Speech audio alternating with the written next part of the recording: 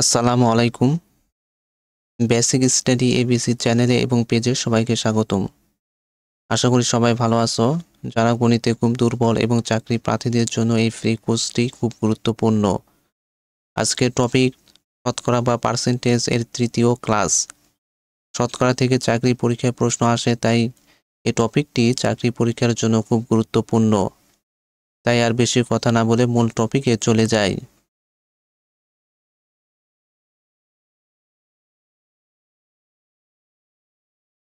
প্রশ্ন 15.6 এর 8% সমান সমান কত? 15.6 এর 8% সমান সমান কত? দশমিকের পার্সেন্টেজ আমাদেরকে বের করতে হবে।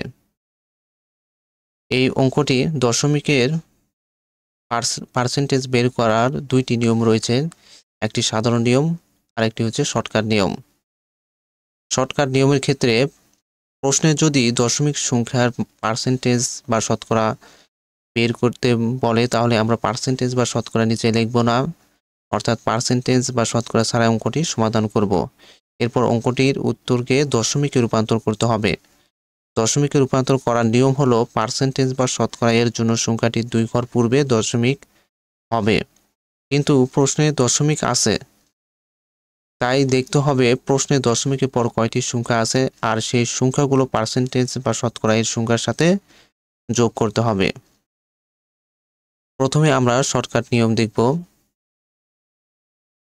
প্রশ্নে 15.6 আছে, এই সংখ্যাটি থেকে প্রথমে দশমিক বাদ দিতে হবে। তাহলে দশমিক বাদ দিলে সংখ্যাটি দাঁড়াবে 156। 156 নিচে আসলো, গুণন পার্সেন্টেজের সংখ্যা হলো 8, 8 নিচে আসলো, সমান সমান 8 দিয়ে 156 গুণ করলে হবে 1248। এই 1248কে আবার দশমিকে রূপান্তর করতে হবে। দশমিকে রূপান্তর করার নিয়ম হলো শতকরা এর জন্য দুইটি সংখ্যা পূর্বে দশমিক বসবে, কিন্তু প্রশ্নে দশমিক আছে, প্রশ্নে দশমিকের পর একটি সংখ্যা আছে, তাহলে একটি সংখ্যা আর শতকরার দুইটি সংখ্যা যোগ করতে হবে। তাহলে দুইটি সংখ্যার সাথে একটি সংখ্যা যোগ করলে হয় তিনটি সংখ্যা, মোট তিনটি সংখ্যার পূর্বে দশমিক বসবে। তাহলে ডান দিক থেকে মোট তিনটি সংখ্যার পূর্বে দশমিক বসবে। 1, 2, 3 এই সংখ্যার পূর্বে দশমিক বসেছে, উত্তর 1.248। আর সাধারণ নিয়ম 15.6 এই দশমিক সংখ্যাকে প্রথমে সাধারণ ভগ্নাংশে রূপান্তর করতে হবে।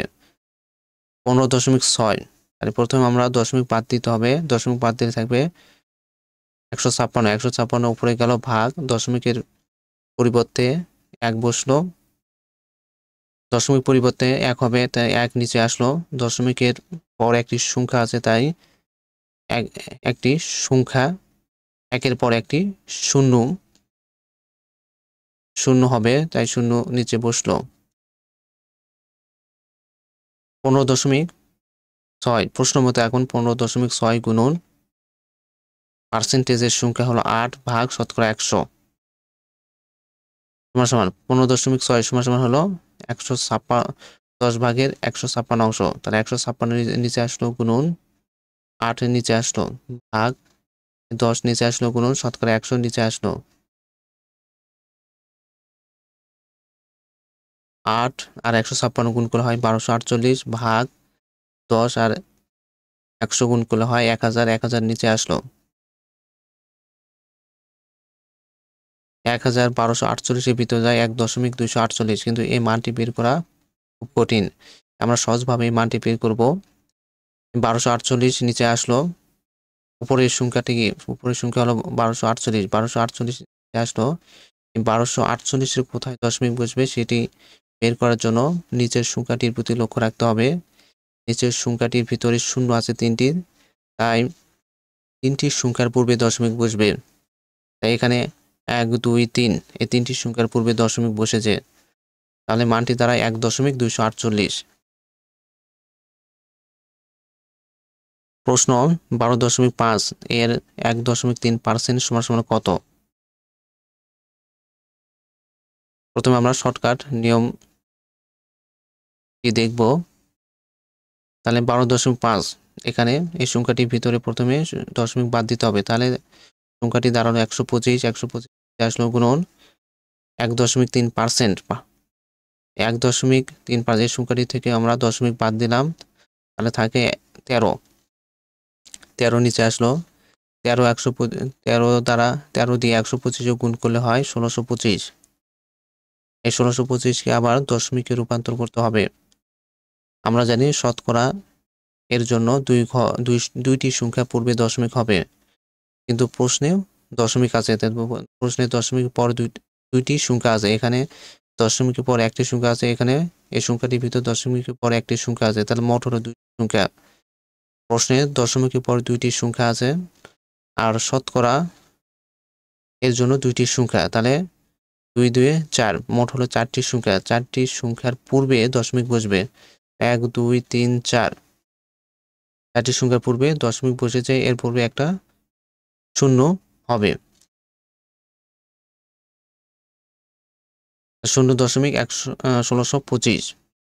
আর সাধারণ নিয়মটি হলো 12.5 সমান এই দশমিক সংখ্যাটিকে প্রথমে সাধারণ ভগ্নাংশে রূপান্তর করতে হবে।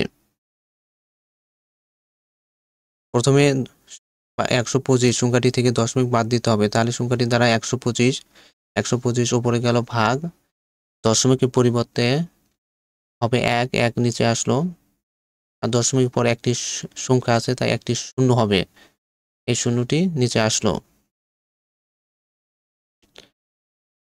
1.3 সমান প্রথমে 1.3 থেকে দশমিক বাদ দিতে হবে, তাহলে সংখ্যাটি দাঁড়ালো 13, 13 উপরে গেল ভাগ, দশমিকের পরিবর্তে 1 হবে, 1 নিচে আসলো, দশমিকের পরে একটি সংখ্যা আছে তাই একটি শূন্য হবে, শূন্য নিচে আসলো। প্রশ্ন মতে 12.5 গুণন 1.3 ভাগ শতকরা 100 সমান 12.5। সাধারণ ভগ্নাংশ হলো 10 ভাগের 125 অংশ, এই 125 নিচে আসলো গুণন 1.3, এর সাধারণ ভগ্নাংশ হলো 10 ভাগের 13 অংশ, এই 13 নিচে আসলো ভাগ 10 নিচে আসলো গুণন শতকরা 100 নিচে আসলো গুণন এই 10 নিচে আসলো।